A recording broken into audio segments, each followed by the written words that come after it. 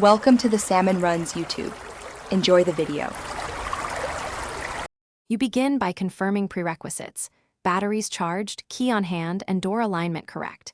Insert or wake the lock immediately, enter your master code, or use the key to engage the mechanism.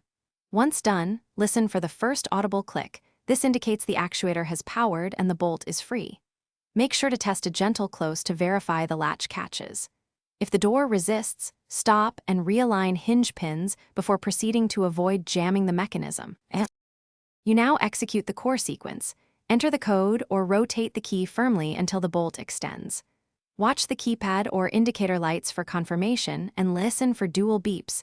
These confirm successful engagement. Once locked, make sure to perform a manual push and pull test on the door to verify resistance. A soft tug should not open it. If your lock has a deadbolt, double turn to ensure full throw. Take your time here because correct bolt seating prevents later failures. You complete the process by checking the final status. Confirm the indicator or app shows locked and perform one more door handle check. If everything is normal, note the time and any diagnostics in case of future issues.